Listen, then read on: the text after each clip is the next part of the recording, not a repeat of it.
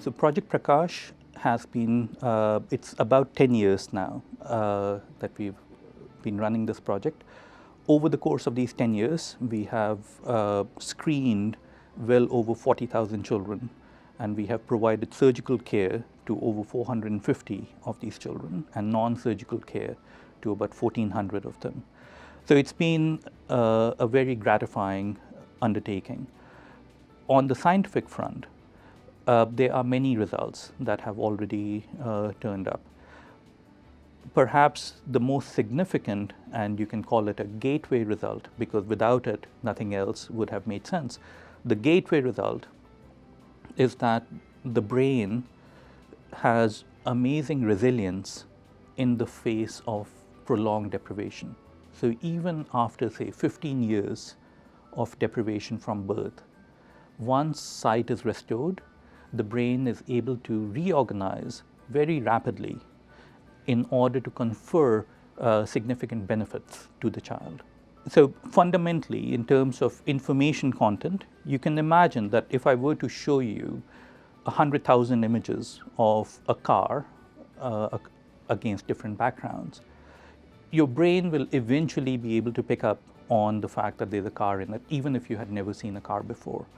So there are statistical regularities, even in static images, that can clue you into the identities of different objects. However, it seems that motion greatly simplifies this task. So instead of having to see thousands upon thousands of static exemplars, a very short video sequence carries enough information for you to delineate objects against their backgrounds.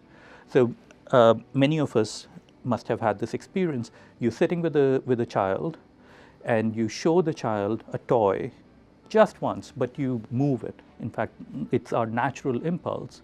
When we are interacting with a baby, we are not being stationary. When we are showing them objects, we are not keeping them stationary. We are moving them. And it's not just an attention-grabbing process, but I believe that it's fundamentally helping the brain figure out what's object and what's background. We see this in the Prakash children. You show them a static image, and they are at sea in saying what the objects are. But you put that world in motion, and it's as if a magical switch goes off, and they are able to see what the distinct objects are. So motion, more than any other cue that we have worked with, seems to have that kind of a property. Motion seems to be important for human learning, but it may, by extension, also be important for creating efficient autonomous learning systems. So if you're creating a robot that you wish to have learn about its visual environment autonomously, one way to do it would be to have the robot see many, many static images. And in fact, many of the machine vision systems so far have taken that approach. Just show it thousands upon thousands of static images, and with the availability of these image databases on the web, and it being so easy to collect hundreds of thousands of images, that temptation is very strong. That with this large database, somehow we'll rely upon the machine vision system to detect statistical regularities on its own. But that seems to be making things artificially hard.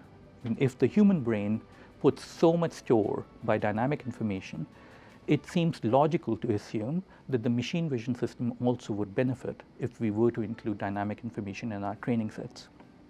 And one of the projects that we are currently doing in the lab is taking its inspiration precisely from this experimental finding. We are giving dynamic instances of the world to this machine learning system. So instead of taking static images, it's getting videos of the same kind that a child would receive early on in life. And it's trying to automatically learn objects in those videos. And we find that even just a few minutes worth of video input is very powerful as a cue for parsing the world into distinct objects. So I can see many real-world applications of this idea in creating powerful learning systems. And in the real world, we don't have the luxury of time very often. We don't have the luxury of having thousands upon thousands of instances. So how can we make this process of autonomous learning more efficient? And I believe that dynamic information holds the key.